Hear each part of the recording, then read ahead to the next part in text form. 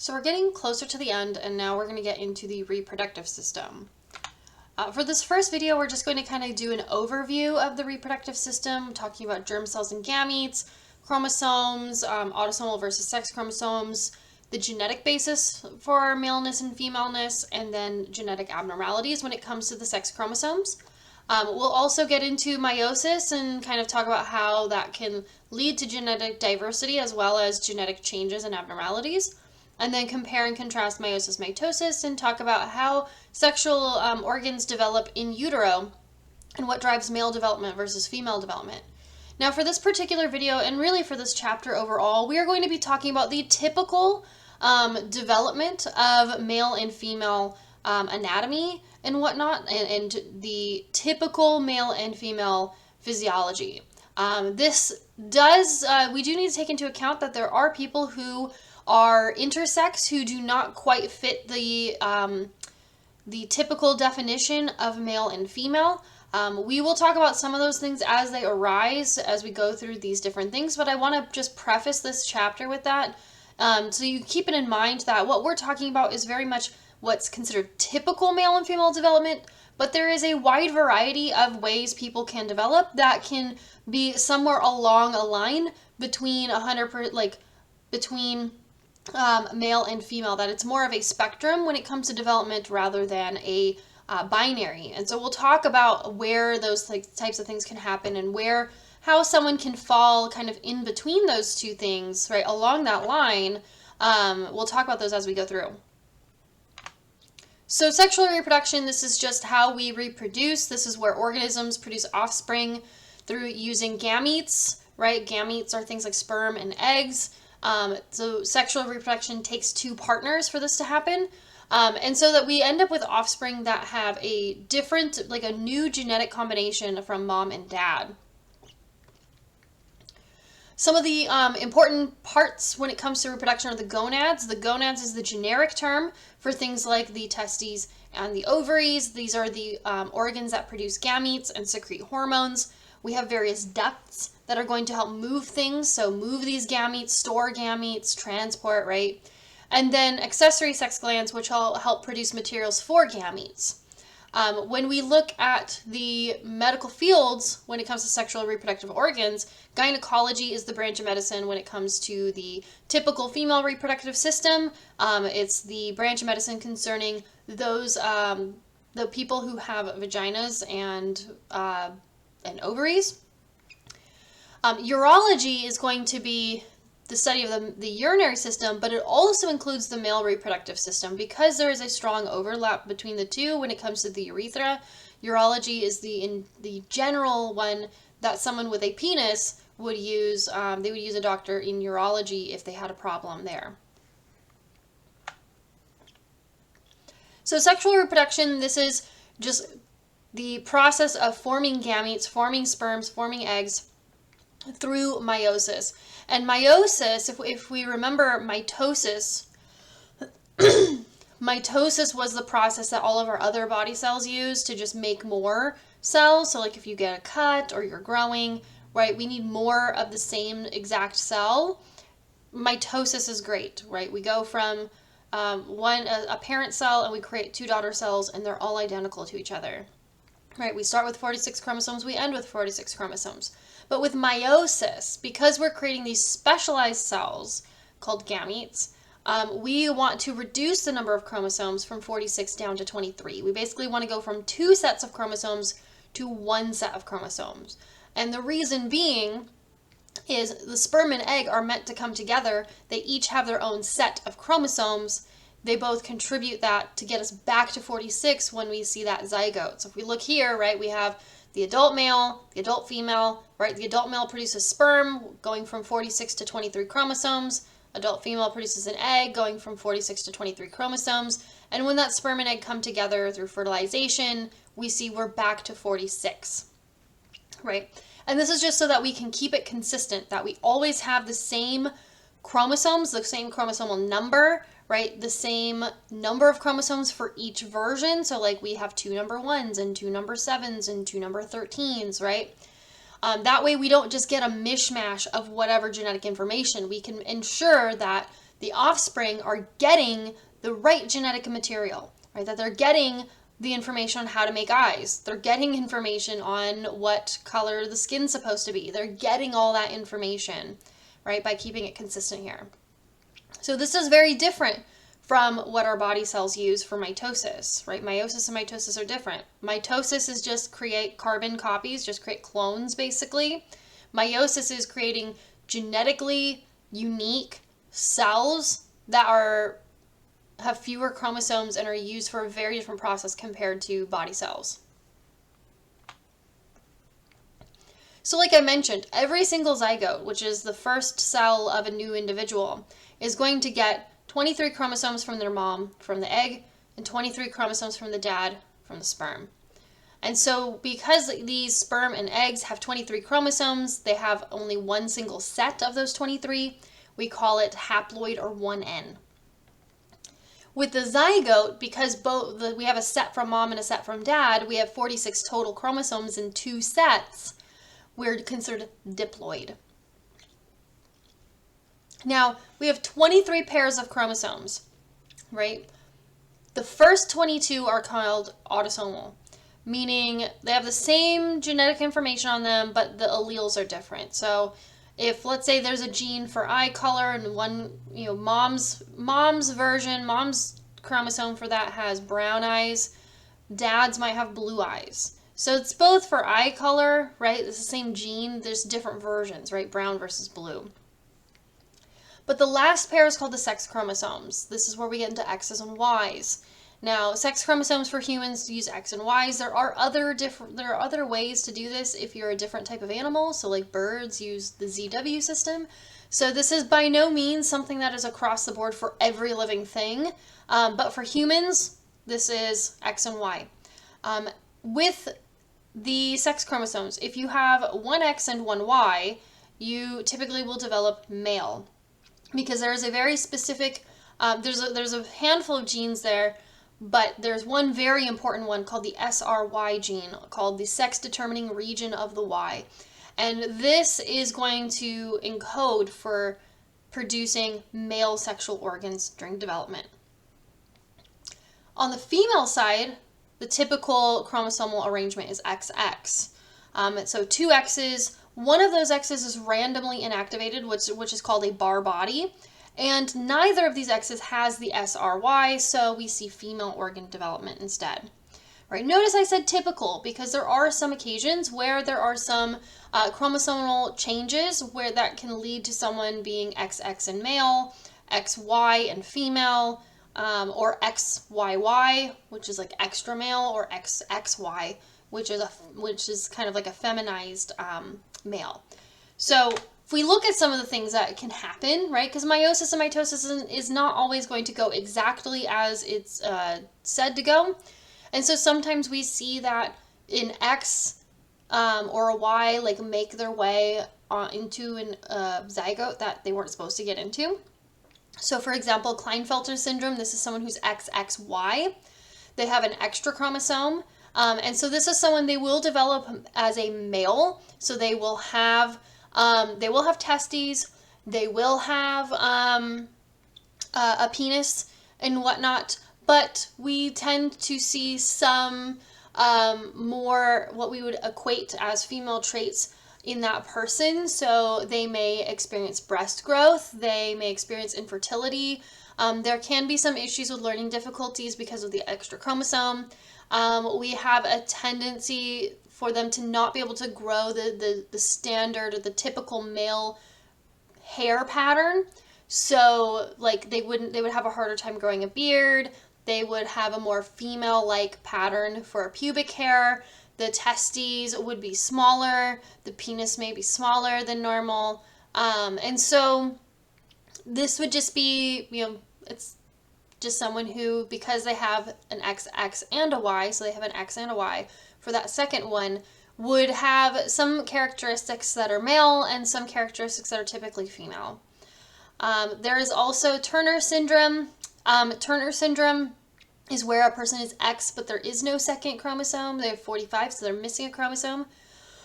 These people typically develop female, but they experience shorter height. Their ovaries do not fully develop.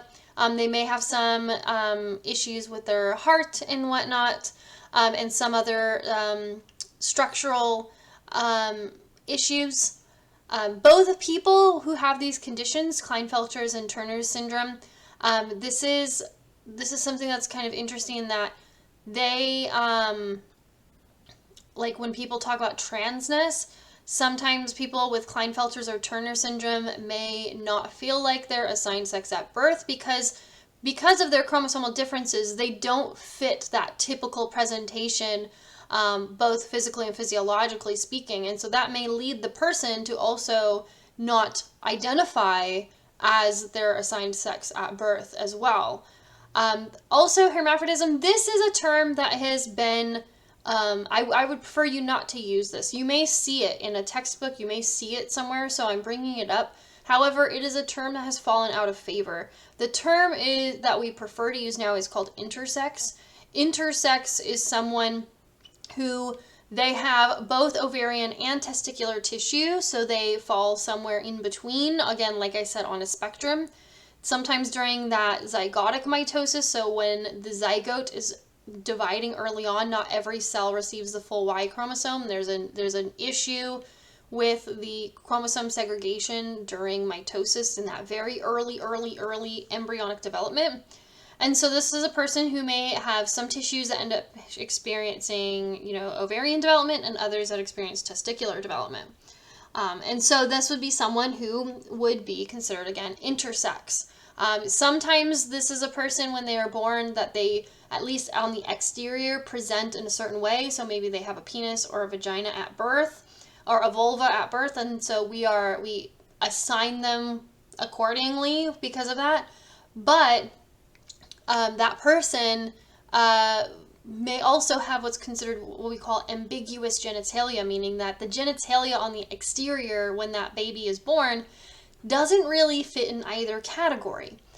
They used to perform surgeries immediately to, quote, correct for this.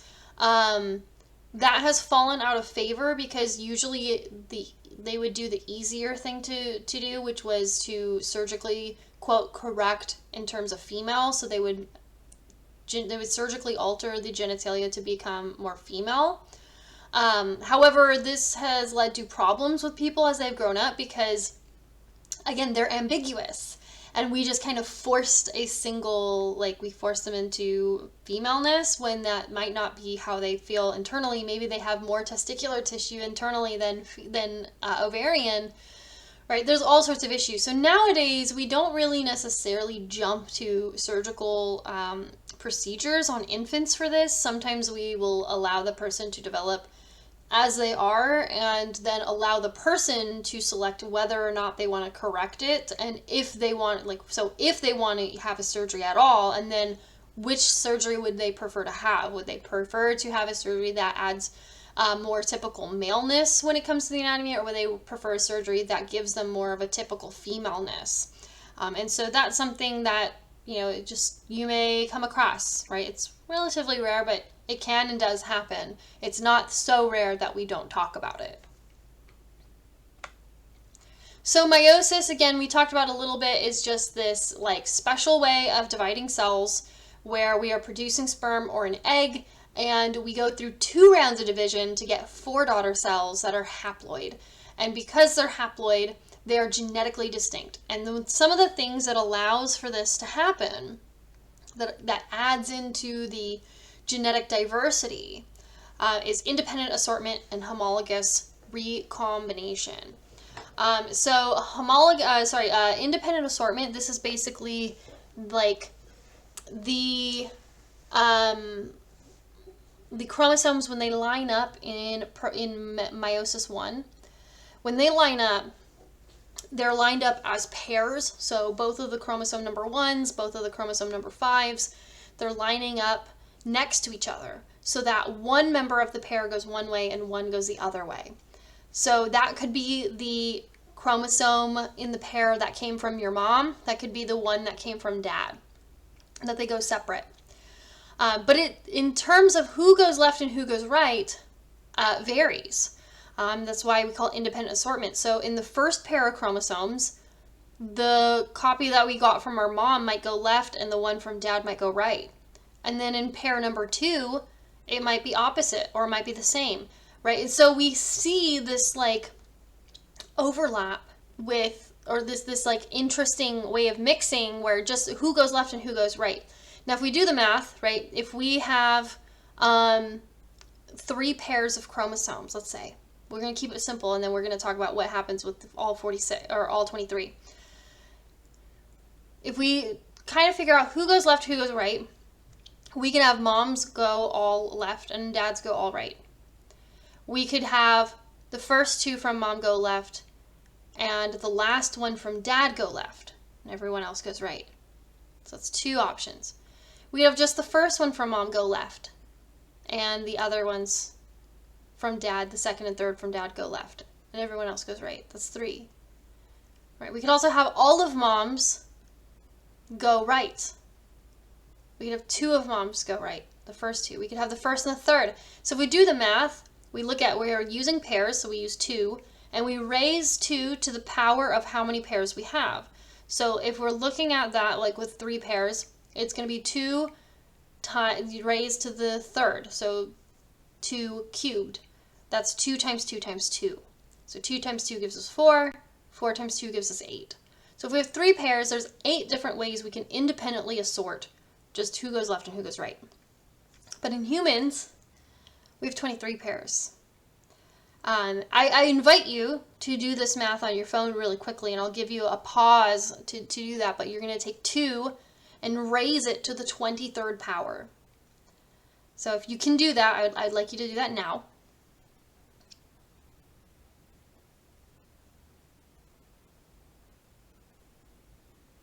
You can pause if you need more time.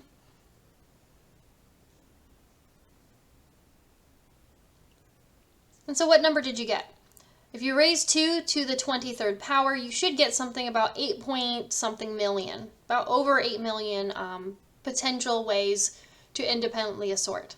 So it grows very quickly. The other thing is homologous recombination. Sometimes this is called crossing over, and that's probably how you've learned it.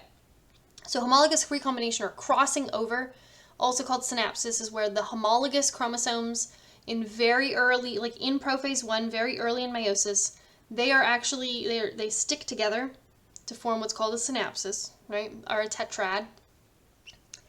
And they can actually trade pieces of DNA between themselves. Generally speaking, we're trading the same pieces, so we're not just getting a bunch of random information.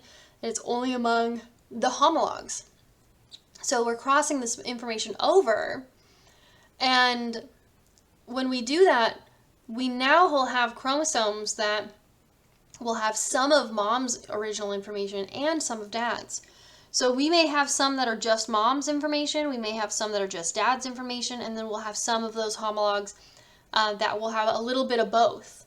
And so if we look at both of these together, they both increase genetic diversity because we're doing this recombination game, this way of mixing the bag basically, while we're still maintaining that everyone gets the same basic information, right? Everyone's getting information on how to color their eyes and how tall they should be and all that, but we're recombining between the 2 parents what that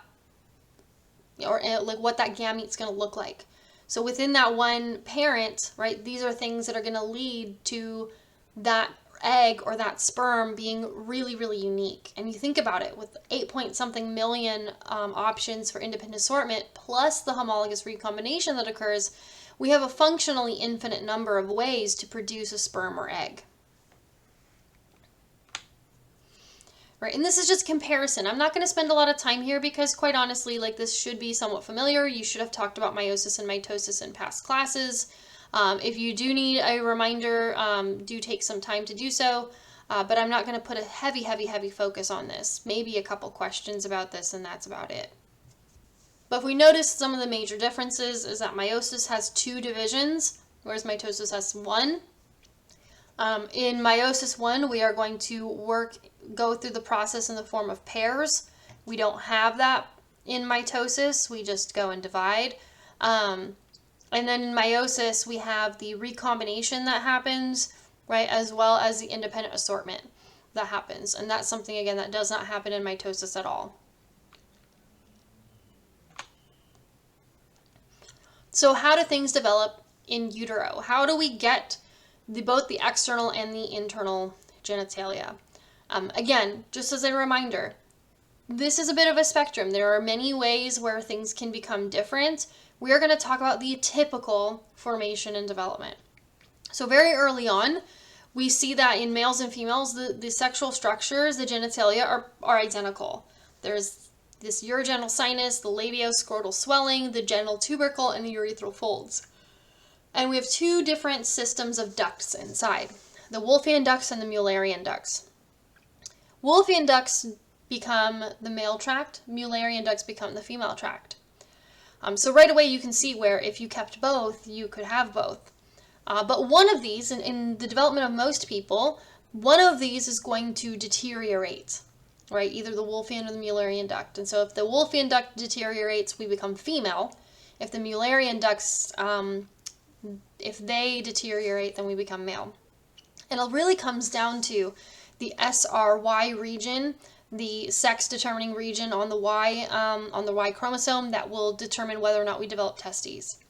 And so we get this testis determining factor that will result in the formation of two specialized cells called Sertoli and Leydig cells. So the Leydig cells are going to produce testosterone, which is going to masculinize things. So the formation of a scrotum and prostate, the spongy urethra that the typical female urogenital tract doesn't have, the penis, plus the development of the Wolffian ducts and the degradation of the Mullerian ducts.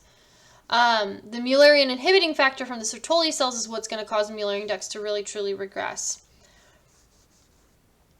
Masculinization will also continue to happen as testosterone is converted to dihydroxytestosterone, or DHT. This will alter brain development. So again, we see that we're altering the physical development, but we're also developing brain development, which can lead to how a person thinks. Without testosterone, right, and without the Mullerian inhibiting factor, we will see the feminization of the embryo, and that we will develop labia, a clitoris, the uterine or the fallopian tubes, and a uterus. And so here we have like a nice little easy peasy table to kind of show how things differ. So we have these indifferent gonads. Again, there's nothing special or unique. We see these in both male and female embryos.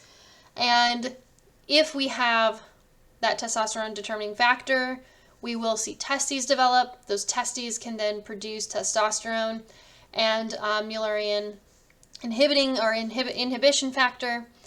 If we don't have that TDF, then there's no testosterone, no MIF. Then we get down to the Mullerian duct. If we do have MIF present, the Mullerian duct degenerates and disappears. If there is no MIF, we see a uterus and uterine tubes. If we have testosterone, we promote the Wolffian duct, and that will develop into the epididymis, the ductus deferentia, the ejaculatory ducts.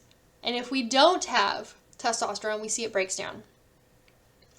When it comes to other things, testosterone will dictate the development of the prostate, penis, and scrotum, and no testosterone will dictate the development of the vagina, labia, and clitoris.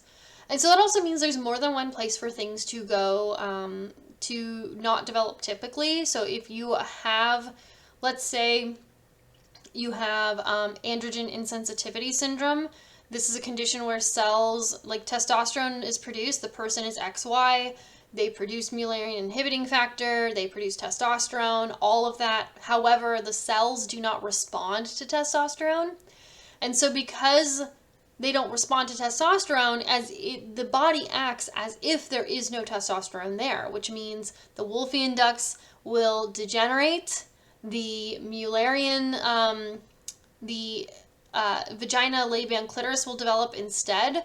And so this is someone who chromosomally would be male.